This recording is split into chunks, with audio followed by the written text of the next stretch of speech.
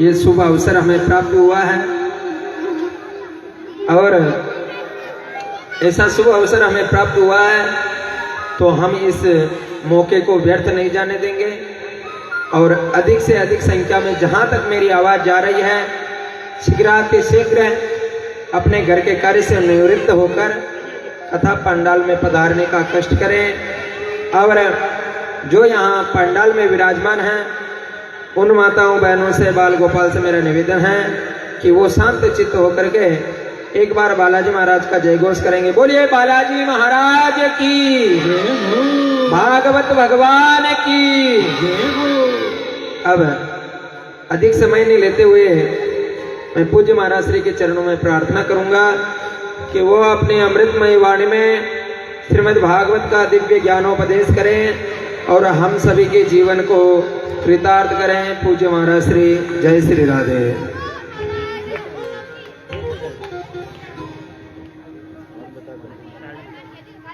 राधे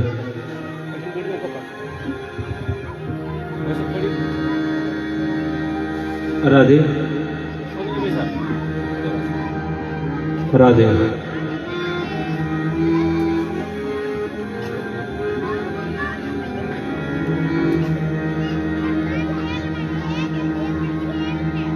ध्येयं सदा परिभवग्नमभीष्टदोहं तीर्थास्पदं शिवविरञ्जनुतं शरण्यं प्रत्यार्तिहं प्रणतपालभवाब्धिपोतं वन्दे महापुरुषते शरणारविन्दम्।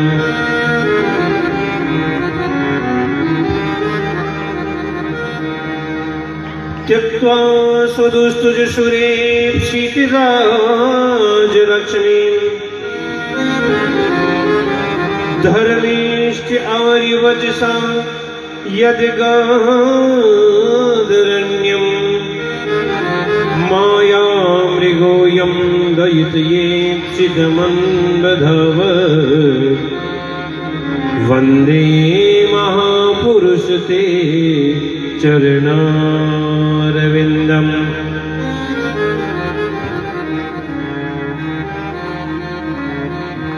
वंशी विभूषितकरान्नवनीरदाभात् पीताम्बरादरुणबिम्बफलादरोष्टात्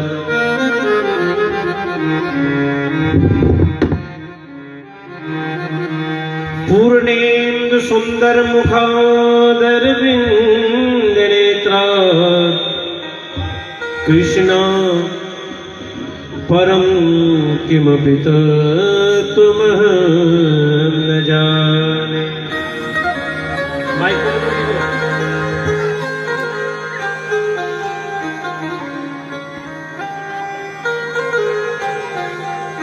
कृष्णत्वदीयपदपङ्कजपञ्जरान्ते अद्यैव मे विशतमानसराजहंस प्राणप्रयाणसमये कपवातपित्थो कण्ठावरोधनविधौ स्मरणं कुतस्ते।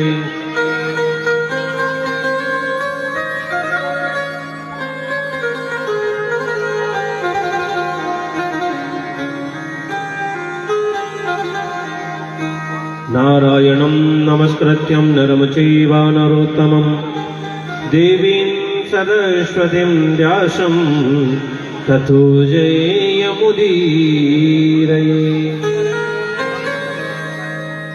यं प्रव्रजन्तमनुपेतमपेतकृत्यं द्वैपायनो विरहकातर आजुहाव पुत्रेति तन्मयतया कर्भोऽभिनेदु तं सर्वभूतहृदयं मुनिमानतोऽस्मि।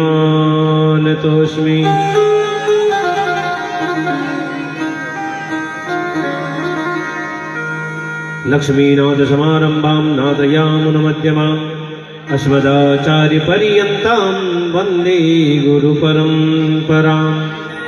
गुरुर्ब्रह्मा गुरुर्विष्णु गुरुर्देवो महेश्वरा गुरुर्साक्षात् परब्रह्म तस्मै श्री गुरुवे नमः।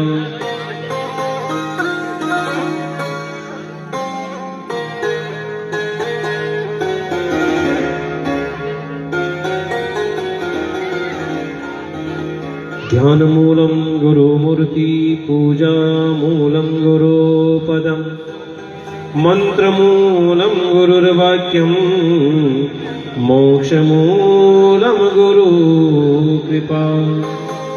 गंगातरङ्गरमणीयजटाकलापं गौरीनिरन्तरविभूषितवामभागं नारायणं प्रियमनङ्गमदापहारं वाराणसीं पुरपते भज विश्वनाथम्।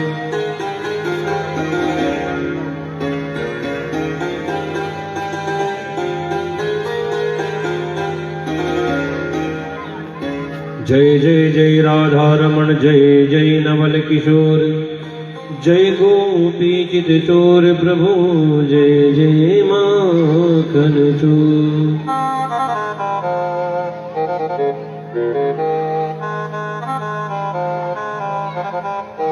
अतुलित बलधामं हेमशेलावदेहं धनुजवन कृशाणं ज्ञानिनामाग्रगण्यं सकलगुणनिधानं वानराणामधीशं रघुपति प्रिय भक्तं वातजातं नमामि।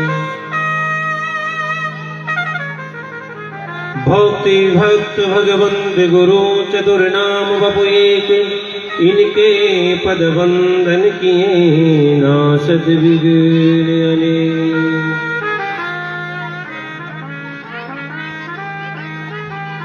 आइए हनुमान विराजिए कथा कहूँ मति अनुसार प्रेम सहित आसन धरो विराजो पवन कुमार।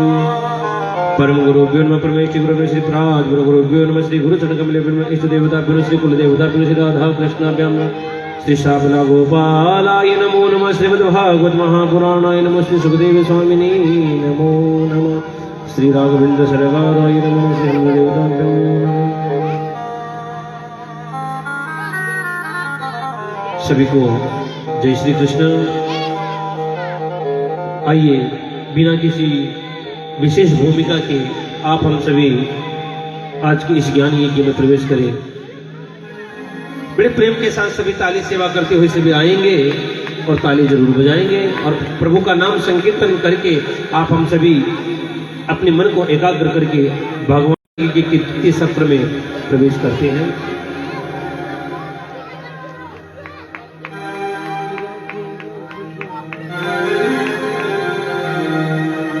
श्री राधे राधे गोविंद गोविंद राधे जय राधे राधे गोविंद गोविंद राधे राधे राधे गोविंद गोविंद राधे जय राधे राधे गोविंद गोविंद राधे गोविंद राधे गोपाल राधे गोविंद राधे गोपाल राधे गोविंद राधे गोपाल राधे राधे राधे गोविंद गोविंद राधे जय राधे राधे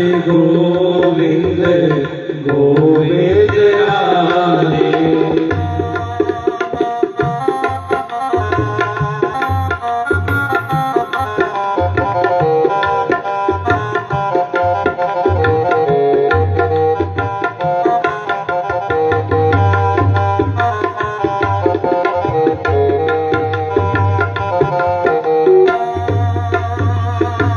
गोविंद राधे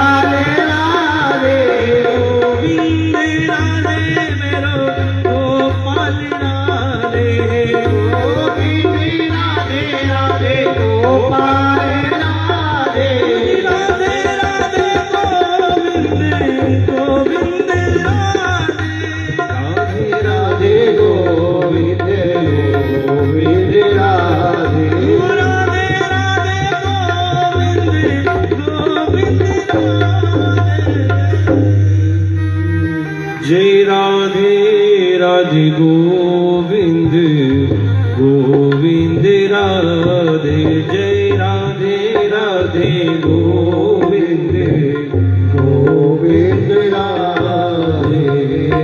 बोले बाल कृष्ण लाल की जय हो, वृंदावन बिहारी लाल की जय हो, राजा रामचंद्र भगवान की जय हो, श्री शंकर भगवान की जय हो, हनुमान जी महाराज की जय हो, श्री गोपाल जी महाराज की जय हो, श्रीमद्भागवत महापुराण की जय हो, श्री सुखदेव स्वामी की जय हो, श्री अकोला धाम की जय, श्री बानोड़ा धाम की जय हो। जय जय श्री राधे, जय जय श्री राधे, जय जय श्री राधे।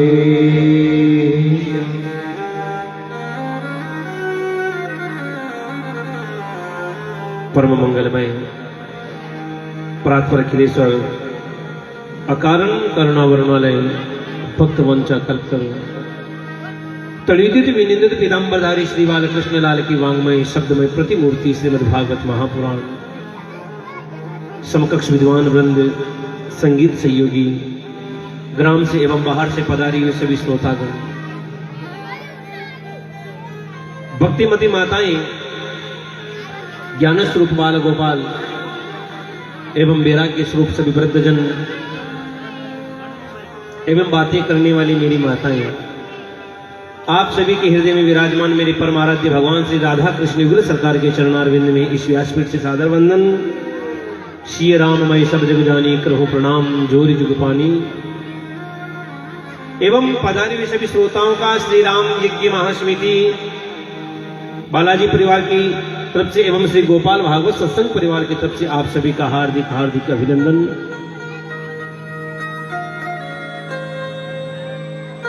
सज्जनों, आप हम सब पर हनुमान जी महाराज की महती कृपा कि आप हम सभी आज इस श्रीमद् भागवत सप्ताह ज्ञान यज्ञ के द्वितीय दिवस में प्रवेश कर रहे हैं।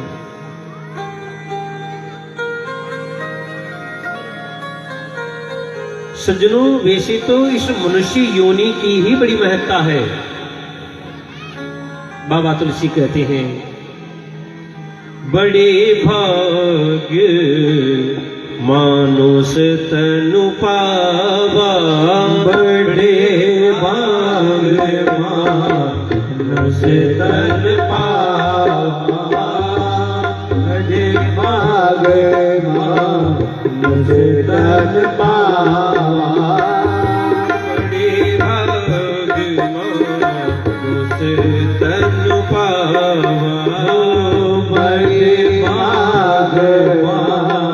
पावा, तन पावा, सुर दुर्लभ सब ग्रंथ ही गावा, सुर दुर्लभ सब ग्रंथ गावा, सुर दुर्लभ सब ग्रंथ ही गावा, सुर दुर्लभ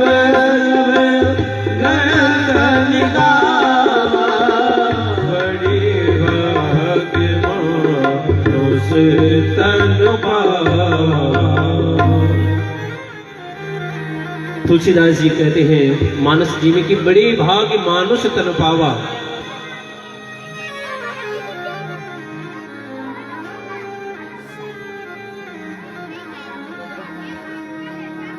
न जाने कितने जन्मों का पुण्य संचित होता है तब यह मनुष्य योनि मिलती है, और उस मनुष्य योनि में भी भारतवर्ष का, भारत का बनाया, जहां लोग सनातन धर्म से, सनातन संस्कृति से जुड़े हुए हैं।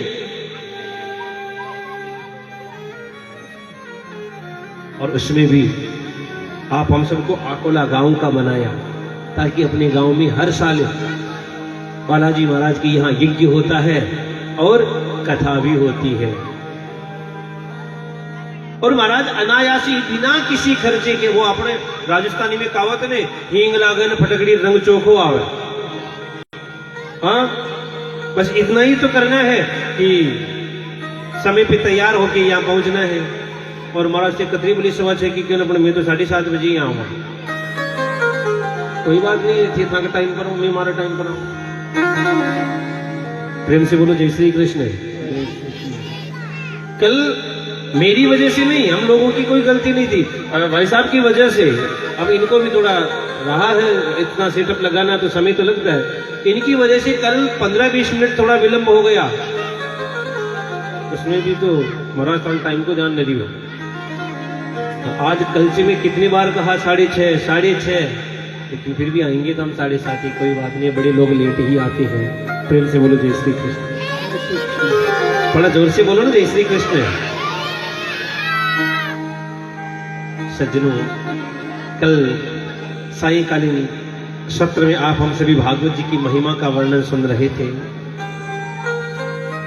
भगवान सनत कुमार जी महाराज ने नारद जी के सन्मुख और सूत जी महाराज ने सोनकादिक ऋषियों के सन्मुख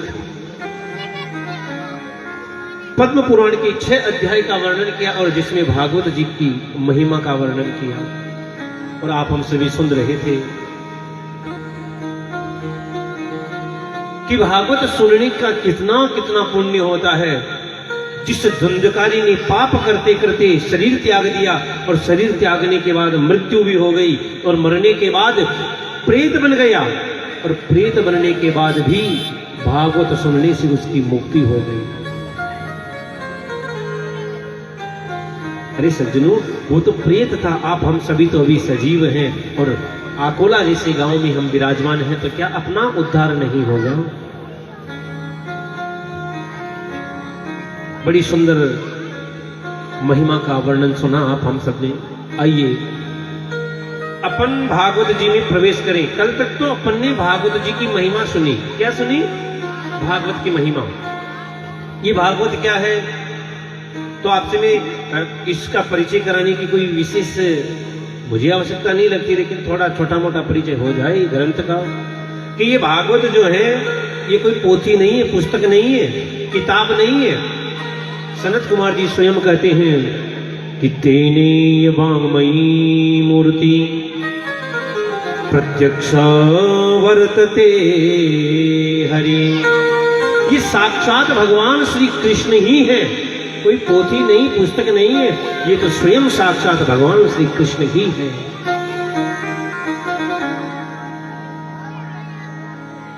सज्जनों, इस भागवत जी में 18,000 श्लोक हैं। कितने श्लोक हैं? 18,000 श्लोक हैं। 335 अध्याय हैं और 12 स्कंद हैं। आइए आप हम सभी भागवत जी में प्रवेश करें। कल तक तो अपन ने इनकी महिमा सुनी, वो भी पद्म पुराण की। अब अपन भागवत जी की विशुद्ध भागवत जो है प्रारंभ करते हैं। भगवान वेद व्यास जी ने बड़ा सुंदर मंगलाचरण किया।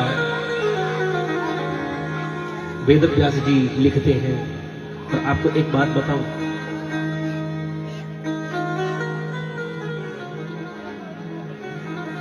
सज्जनों,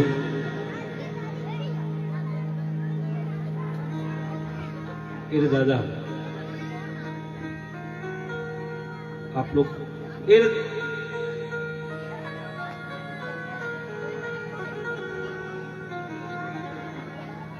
मैं जगह रखी ना, आपने जगह रखेगी आराम में। देखो बातें नहीं करनी। अरे हाँ, आपने जितने बोलवा की जरूरत हो, महाराज थे 18 और माँ का गामर माने चुप कराओ, और थे 5 घंटा थी बोलो। अगर अशान की भी था मन में आओ तो शीघ्र पकड़ो, 5 मिनट मैंने चुप करा दे पकड़ो। आप लोग कहीं फर्क पड़े, मैं चुप हो जाऊं, आप लोग तो छोटा बाप का ही सही, लेकिन बीच में नहीं बोलना है। अब बीच में आप जब बोलते हैं, आपको तो पता ही है, 7 साल हो गए हैं, जानते हैं आप तो अच्छी तरीके से जानने लग गए। कथा मुझे याद नहीं है, पढ़ के मैं आपको सुनाता नहीं हूं। व्यासपीठ पर बैठने के बाद जैसा आपका मन होता है ठाकुर जी वैसी कथा निकलवा देते हैं।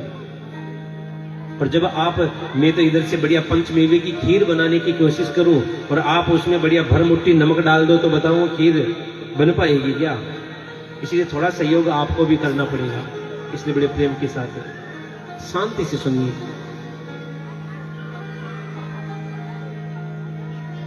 महाराज आप हम सभी कोई कार्य करें तो उसमें किसी न किसी देवता को वंदन करते हैं। जैसे किसी का इष्ट हनुमान जी है, तो जब भी कोई काम करेगा, कहीं बाहर जाएगा तो हनुमान जी को याद करेगा। किसी का इष्ट भैरवनाथ का है तो वो भैरवनाथ को याद करके घर से निकलेगा, या कोई भी काम करेगा तो अपने भैरवनाथ को, किसी का इष्ट जगदम्बा का है तो वो जगदम्बा को प्रणाम करेगा। यहाँ वेदव्यास जी ने सोचा कि मैं इस ग्रंथ का निरूपण करने जा रहा हूं तो मुझे भी किसी न किसी को प्रणाम करना चाहिए, वंदन करना चाहिए।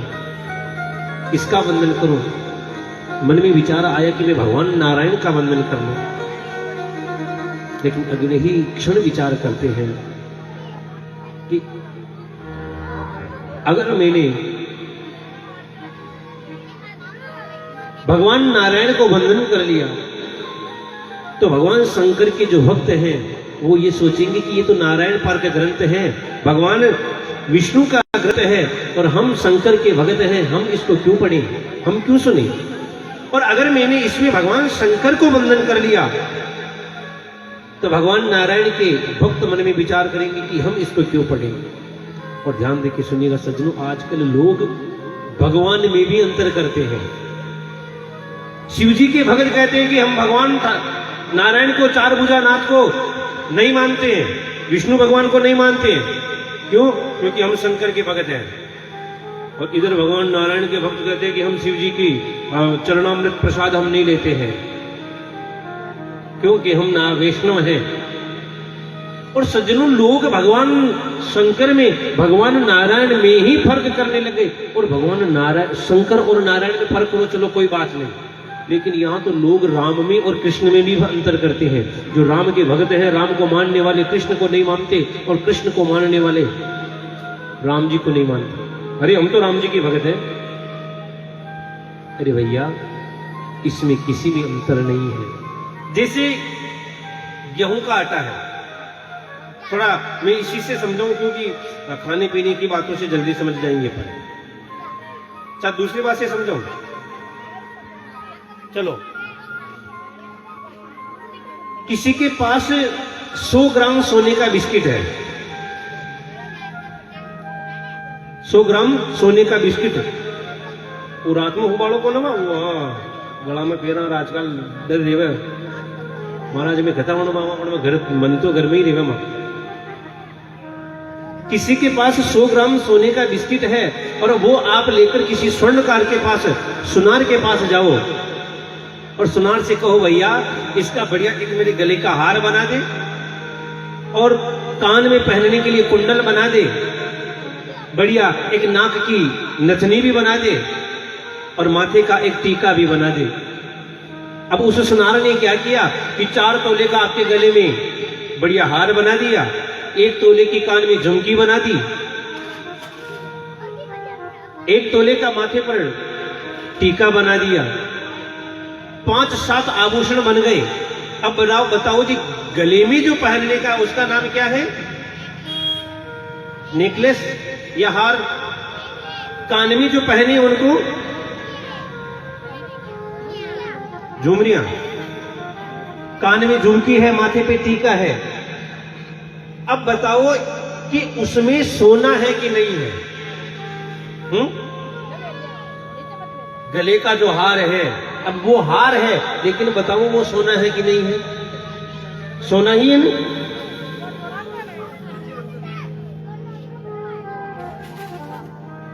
कान की जो झुमकी है, क्या उसमें सोना नहीं है?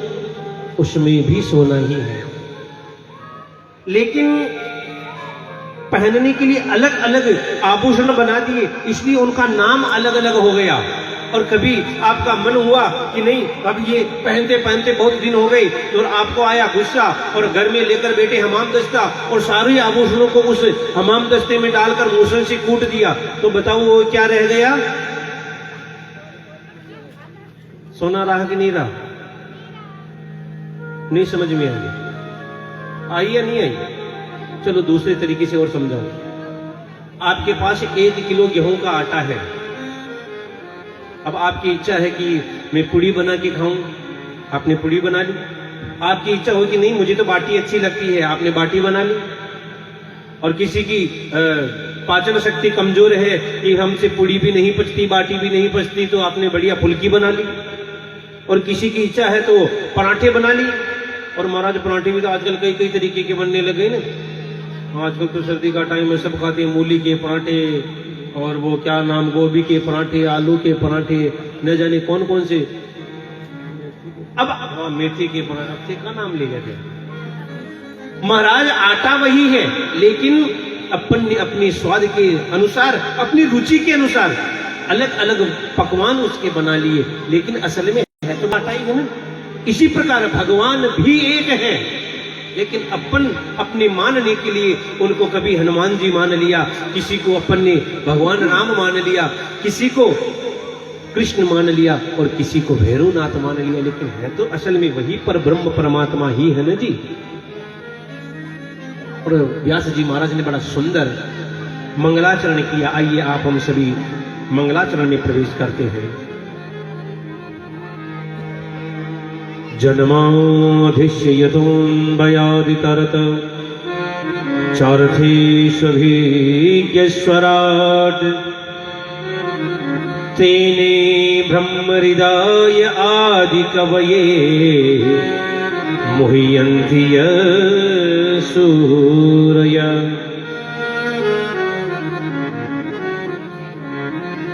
तेजो वारिं मृदां यथा विनिमयो यत्र त्रिसर्गो मृषा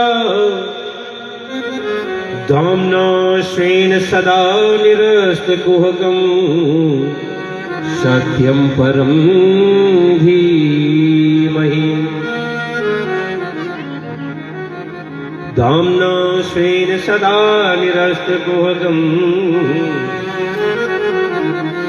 सत्यं परं धीमहि।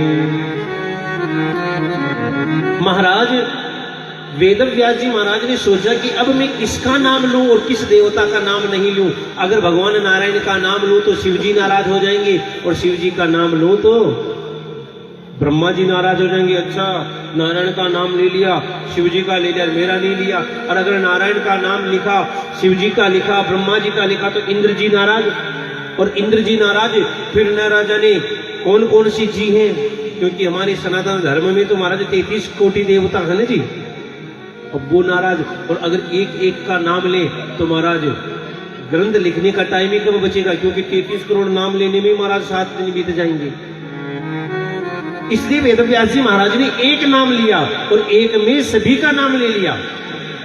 एक शब्द लिखा जिसमें नाम किसी का लिया नहीं और छोड़ा किसी को भी नहीं। आइए सुनते हैं कितना गजब का मंगलाचरण किया।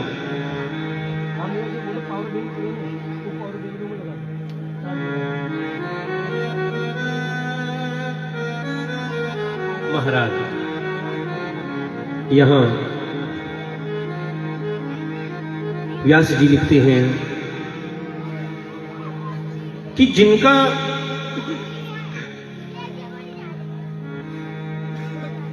जिन्होंने इस जगत की सृष्टि का लय किया, पालन किया, और कभी नहीं होने वाला संहार भी जो करते हैं, ऐसे भगवान को हम प्रणाम करते हैं।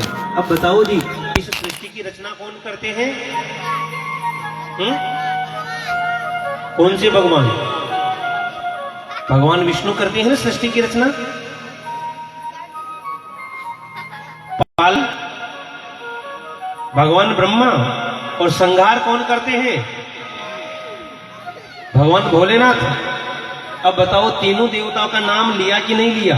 और नाम भी किसी का नहीं लिया कि जो इस सृष्टि को बनाते हैं मैं उनको प्रणाम करता हूं, जो सृष्टि की पालन करते हैं, पालना करते हैं, उनको प्रणाम करता हूं, और जो संहार करते हैं उनको मैं प्रणाम करता हूं। किसी ने पूछ लिया, रे प्रभु कैसे हैं? तो वेदव्यास जी कहते हैं कि ये अभिज्ञ है, विराट है। भगवान को कोई जानना चाहे, और मनुष्य अपनी बुद्धि से अगर भगवान को जानना चाहे तो वो व्यक्ति जान नहीं सकता। कोई कहता कि मैंने भगवान को जान लिया, तो असल में उसने भगवान को जाना ही नहीं। और जो एक बार भगवान को जान लेता है, फिर वो कहता नहीं कि मैंने भगवान को जान लिया। सज्जनों, जैसे कोई आदमी पानी में डूब रहा है। ये दादा जीजी दिखे तुझे? जीजी ये तो समझदार है, मैं तो बड़ा ही करूंगा। जो व्यक्ति पानी में डूब रहा है और वो बोल रहा है अरे मुझे बचाओ, अरे मुझे बचाओ, तो क्या वो पानी में डूब गया है? जो बार बार कह रहा है अरे मुझे बचाओ, मुझे बचाओ, क्या वो पानी में डूब गया है? क्या वो अभी डूबा नहीं है, इसलिए वो कह रहा है कि मुझे बचाओ। लेकिन जो एक बार डूब जाता है वो क्या कह सकता है कि मुझे बचाओ? कहते हैं कि जो डूबा सो बोले नहीं और जो बोले सो डूबा नहीं। इसी प्रकार जिसने भगवान को जान लिया वो बताने के लायक नहीं रहता है, और जो अभी बता रहा है कि भगवान को मैंने जाना है, भगवान को मैंने जाना है, शायद वो भगवान को पहचान ही नहीं पाया। आगे कहते कि भगवान करते क्या है, तो वेद व्यास जी लिखते हैं कि तेने ब्रह्म हृदय आदि कवये, भगवान इस संसार को ऐसी माया में बांधते हैं, ऐसी माया में बांधते हैं कि ब्रह्मा जैसे ज्ञानी भी भगवान की माया के बंधन में बंध जाते हैं। अपन सुनेंगे अभी 5वें दिन की कथा में कि भगवान श्री कृष्ण जब बड़े होंगे और बछड़े चराने जाएंगे तो ब्रह्मा जी भी भगवान की माया में मोहित हो जाएंगे और भगवान के बछड़े और ग्वाल वाल चुराकर लेकर चले जाएंगे। अरे ब्रह्मा जैसा ज्ञानी भी भगवान की माया में फंस सकता है, तो बताओ आप और हम जैसे अज्ञानी लोगों की तो क्या विषाद है जो भगवान की माया से बच जाए। अब आप ये कहोगे महाराज माया खाने के लिए, माया कहते किसे हैं? तो थोड़ा ध्यान देके सुनिएगा। माया उसे कहते हैं माँ यानी नहीं, या यानी जो नहीं है फिर भी अपने को दिखता है, उसका नाम माया है। अब आप बुरा न मानो तो थोड़ा और सही तरीके से समझाऊं। अब अपने को दिख रहा कि ये पत्नी मेरी है, लेकिन असल में क्या वो पत्नी आपकी है? आपको ये दिख रहा कि ये पति मेरा है, क्या वो पति आपका है? महाराज मां को बोले तो दूसरा कोई नहीं, आपका है वो, लेकिन यहां तक ही तो है ना जी। यहां से जाने के बाद वो आपका पति आपके साथ जाएगा क्या? या आपका कोई पिता है, क्या पिताजी के जाने के बाद कभी वहां से समाचार आता है कि बेटा तो कैसा है? हा? अरे सज्जनों, ये संसार तो एक ये मानो कि कबूतर खाना है। अपन छत पर जब दाना डालते हैं और कबूतर दाना चुगने के लिए आते हैं, और जैसे ही दाना चुगा और जिसका पेट भरा वो फुर फुर करके उड़ जाते हैं। इसी प्रकार ये संसार में मनुष्य आता ही इसी प्रकार है। अरे महाराज, ये जीवन तो एक रेलगाड़ी है। क्या है? रेलगाड़ी। एक बहुत बड़ी कथा प्रवक्ता हुए थे, राम कथा के सुंदर वक्ता हुए थे, जिनका नाम था साकेतवासी राजेश्वर जी रामायणी। बड़ी सुंदर वक्ता थे। वो एक भजन गाते थे महाराज, वो बड़े सुंदर 2 पंक्ति गाते थे। वो कहते कि ये जो जीवन है ना, ये एक रेलगाड़ी है, और ये कैसी रेलगाड़ी है, तो वो लिखते और गाते कहते कि जीवन की गाड़ी चली जा रही है, उतरने की मंजिल करीब आ रही है।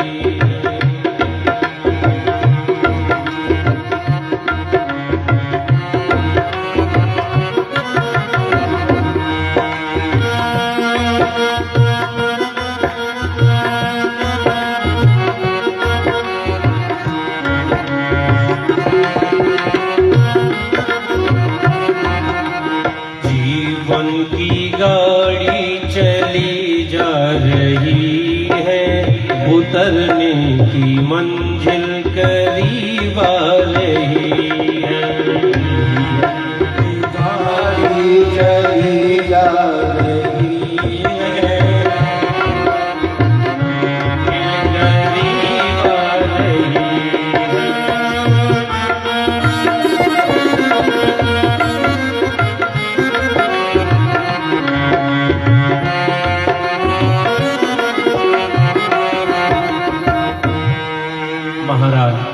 जीवन की गाड़ी चली जा रही है, उतरने की मंजिल करीब आ रही है।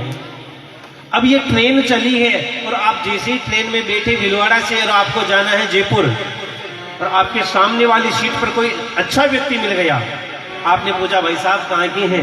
वो कहेगा भाई साहब मैं तो अभी चित्तौड़ से बैठा हूँ। आप कहाँ जाएंगे? अरे भाई साहब मैं फुलेरा जा रहा हूँ। अच्छा।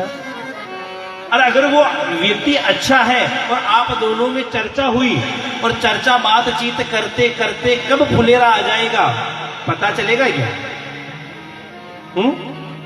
अगर वो व्यक्ति अच्छा मिल गया तो, और वो कोई बुरा मिल गया, कभी आपको लग रही ठंड और वो बार बार खिड़की खोले और ठंडी ठंडी हवा आए, तो महाराज फुलेरा तक जाने में भी बड़ी दिक्कत हो जाएगी ना। इसी प्रकार महाराज ये संसार है, इसमें माता जी हैं, पिताजी हैं, दादाजी हैं। जैसे ही ये जीवन की गाड़ी चल रही है, अब दादाजी का समय आ गया और दादाजी स्टेशन पे, जैसे मान लिया आप भीलवाड़ा से चढ़े और सामने वाली सीट पर कोई सज्जन बैठे और उनको अजमेर उतरना है। अब वो बताओ अजमेर उतरेंगे कि नहीं उतरेंगे? अरे आपका और उनका अच्छा प्रेम बन गया आधे घंटे में, 1 घंटे में, लेकिन वो आपके लिए जयपुर तो थोड़ी जाएंगे, नहीं जाएंगे। और आप उनके लिए अजमेर थोड़ी उतरेंगे।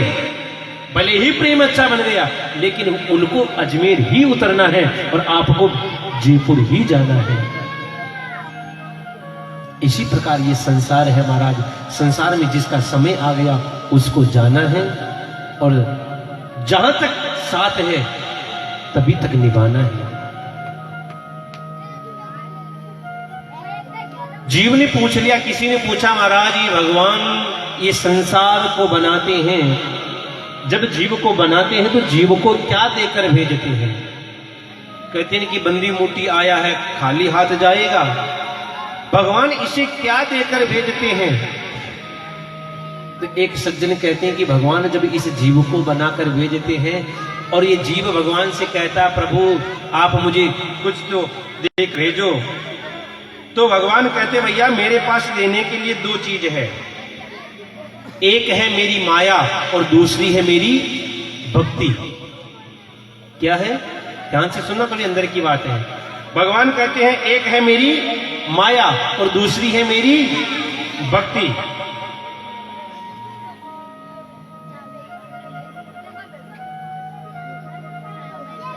अब आप ये कहोगे कि महाराज माया में और भक्ति में क्या होता है? जीव ने भी पूछ लिया था भगवान से कि प्रभु इस माया में और भक्ति में करना क्या पड़ता है?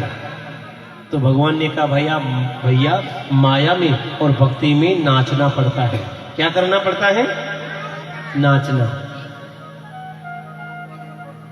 जीव ने पूछ लिया प्रभु किसको नाचना पड़ता है? तो भगवान कहते भैया माया में तो जीव को नाचना पड़ता है और भक्ति में मुझे नाचना पड़ता है। भक्ति में कौन नाचता है? भगवान। और माया में कौन नाचता है? जीव। जैसे आप हम सभी माया में बंधे हैं, इसलिए महाराज कभी बेटा रो रहा है तो उसको चुप करा रहे हैं, और कभी पत्नी डांट रही है तो उसकी सुन रहे हैं। सुनते नहीं? आपकी बात नहीं करता। आप ही बार बार ये मत समझ, मैंने कल भी कहा था कि जब भी ऐसी बात करूं तो आप ये मत समझा करो कि मैं आपको कह रहा हूं। हाँ, मेरे गांव की चर्चा करता हूं मैं, इसलिए तो चुपके से कह रहा हूं। प्रेम से बोलो जय श्री कृष्ण। और भक्ति में भगवान को नाचना पड़ता है महाराज। अरे एक भक्त हुई और भगवान को नचाते हैं। अपन ने पिछले वर्ष भक्त नरसिंह जी का चरित्र सुना, और नरसिंह जी के जीवन में भगवान 52 बार, कितने बार? 52 बार भगवान नरसिंह जी को दर्शन देने के लिए, 52 बार उनके काम करने के लिए आए थे नरसिंह जी के जीवन में। कर्माबाई, मीराबाई, ऐसे कई भक्त हुए जो भगवान को नचाते हैं महाराज। और आप कभी वृंदावन गए हो, अयोध्या गए हो, तो आपने वृंदावन में सुना होगा वृंदावन के संत गाते हैं क्या? ब्रज के संत गाते हैं और बड़ी मीठी बात गाते हैं कि वहां आज भी ठाकुर जी को नचाते हैं। और वैसे तो निधिवन में भगवान नाचते ही रहते हैं, और ब्रज के संत गाते हैं क्या, नाचे नंदलाल नचावे हर की मैया, नाचे नंदलाल नचावे हर के मैया, नाच नंदलाल नाच नंदलाल नचावे हर की मैया, नाच नंदलाल नचावे हर की मैया, नाच नंदलाल नचावे हर की मैया,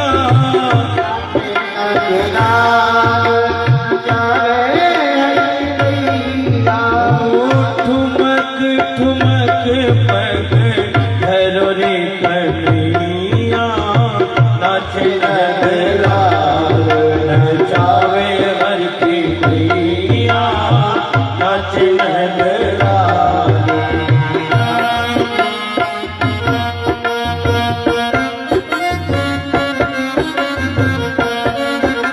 बड़े प्रेम से ताली सेवा करते हुए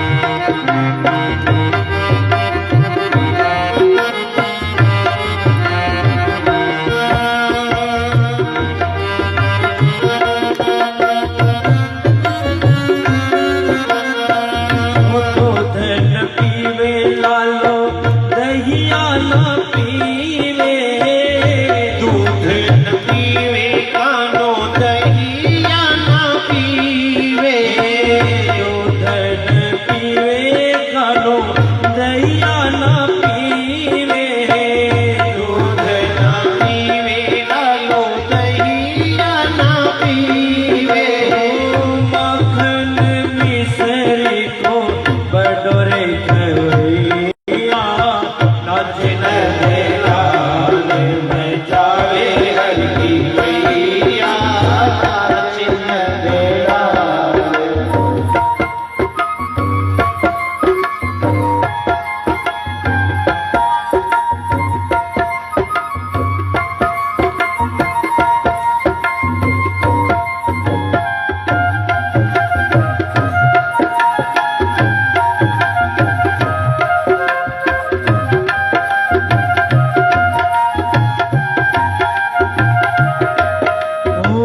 नाच नंदलाल नचावे हर की मैया, नाच नंदलाल नचावे हर की मैया, नाच नंदलाल नचावे हर की मैया, नाच नंदलाल नचावे हर की। देखिए ठाकुर जी को कौन कौन नचाना चाहता है कि भगवान हमारे सामने नाचे। कौन कौन नचाना चाहता है, देखो हाथ खड़े करना। जो नचाना चाहता है तो दो हाथ ऊपर करके बड़े प्रेम से ताली सेवा करते हुए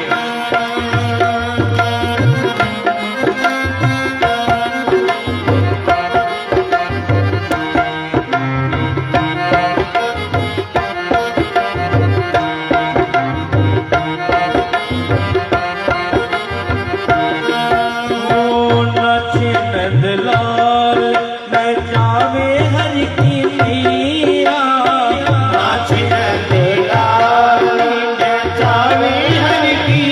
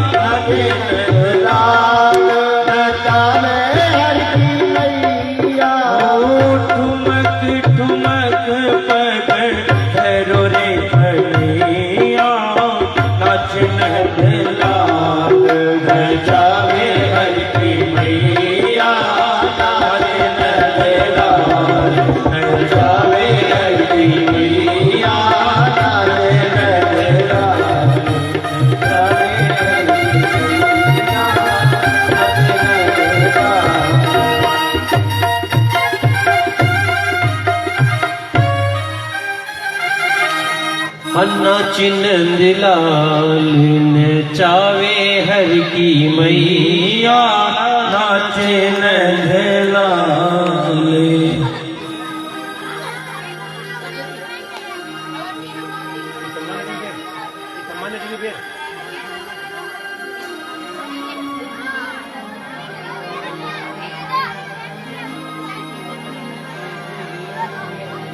महाराज ब्रज में आज भी कन्हैया नाचते हैं, लेकिन नचाने के लिए भक्ति तो होनी चाहिए ना जी। भगवान स्वयं कहते हैं भक्तों ने मोहे नाना भांति नचायो। भगवान तो स्वयं कहते हैं कि मुझे भगवान मेरे भक्त कई प्रकार से नचाते हैं सज्जनों।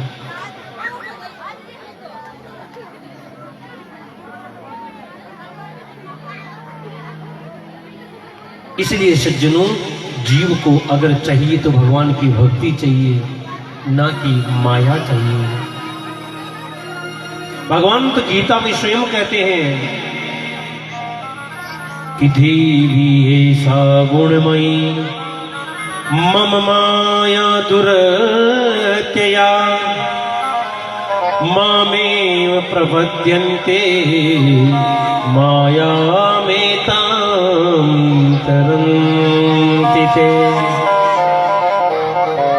भगवान कहते हैं कि मेरी माया ऐसी दुरत्य है कि हर किसी के समझ में आ ही नहीं सकती। अब अगर आप समझना चाहिए, देखो एक बात बताऊं, आप भी परेशान और मैं तो कोई परेशान नहीं हूं। आप भी सुनोगे तो भी मुझे बालाजी महाराज को सुनाना है, मुझे तो ये सेवा देनी है। लेकिन अगर आपको मैं कुछ कहूं और वो आपको समझ में आए तो वो अच्छी बात है, वरना मैं क्या कह रहा हूं और आप फिर मुंह लटका कर जोर जबरदस्ती से बैठे रहो कि आ गया जी तो आ गया, वो घर का भी आडा 10 बजे फिली खोले। तो ऐसी बात नहीं है, अगर आपको समझ में आई वैसी बात है। और एक बात और बताऊं, मेरे पास तो और भी मसाले हैं। हाँ, कि चाहो ना तो 4 घंटा चुटकुला के गिरी दिन काट सका। 17 चुटकुला तो है, आ गया लगभग 17 साल होगा मैं कथा करते करते। अब 17 साल से कथा कर रहे तो इतने चुटकुले तो याद हो ही गए।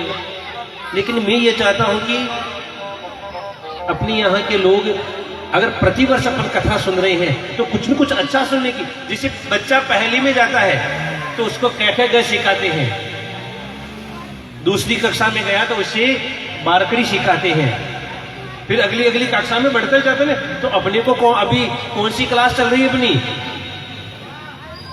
हाँ, याद है आपको? 7वीं क्लास चल रही है, अपने को 7 साल हो गए हैं। अरे 7 साल में वही चीज सुनते रहेंगे क्या? थोड़ी ऊपर की लेवल, थोड़ी ऊंची बात भी तो सुनेंगे ना, वरना वही चुटकुले वही हंसी मजाक सुनते रहे तो फिर मतलब क्या है कथा का?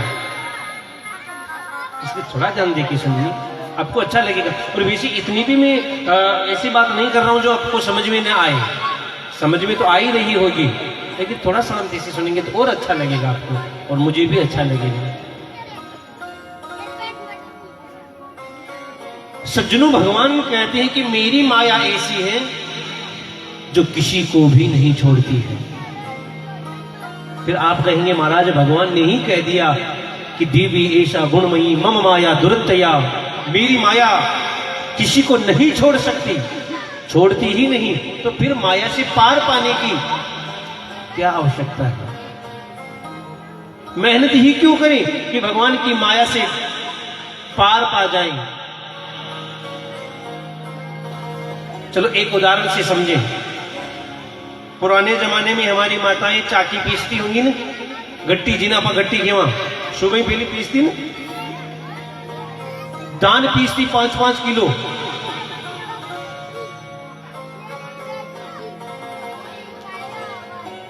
पांच किलो धान पीसती और वो धान पिस जाता, आटा बन जाता। लेकिन कभी आपने देखा है फिर भी कुछ धान के दाने साबुत रह जाते थे, पूरे के पूरे रह जाते थे? कौन से दाने?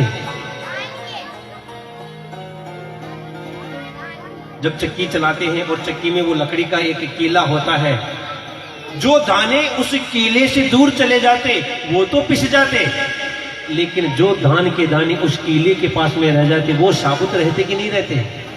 ये कीला कौन है? तो मानो ये संसार भी चक्की ही है, और इस चक्की में ये जितने जो जीव हैं वो सब पिस रहे हैं। लेकिन जो दाना, जो जीव उस कीले के पास रह जाता, और वो कीला है भगवान, जो व्यक्ति भगवान की शरण ग्रहण कर लेता है वो तो बच जाता है, वरना बाकी तो सब पिस ही जाते हैं। प्रेम से बोलो, थोड़ा जोर से बोलो ने। एक उदाहरण और देकर सुनाऊं, बताऊं आपको तो और समझ में जल्दी आएगा। आपने कभी जादू का खेल देखा होगा? अभी तो नहीं आते, पुराने जमाने में जादूगर गांव में आते थे और खेल दिखाया करते थे। जादूगर खेल दिखाता और उसके साथ में एक छोटा सा बालक रहता, उसको वो जमूड़ा कहता, जमूरा है ना। और वो जादूगर महाराज जादू दिखाता, कभी नोट की गड्डी बना देता, कभी किसी को गायब कर देता, किसी के पेट में छुरा घोंप देता और किसी का कलेजा ही निकाल देता। करता था कि नहीं करता था? ऐसा देखा होगा आपने। अब आजकल के बच्चे तो हाँ महाराज मैंने ध्यान रखा, क्योंकि धीरे धीरे ये परिपाटियां लुप्त होती जा रही है। आजकल का व्यक्ति मोबाइल में ही बिजी हो रहा है, बाहर क्या हो रहा है उसको पता ही नहीं रहता है। एक कमरे में बैठने के बाद भी पड़ोसी का पता नहीं रहता है, इतनी व्यस्त हो गए अपन मोबाइल में। लेकिन प्राचीन भारत में तो वो खेल दिखाने आता ही था। अब वो जादूगर जादू दिखाता, कभी नोट की गड्डी बना देता, कभी किसी को गायब कर देता, कभी कबूतर बना देता, और सभी लोग उस जादूगर के जादू को देखकर महाराज आश्चर्यचकित होते, हैरान हो जाते, अरे ये कैसे किया।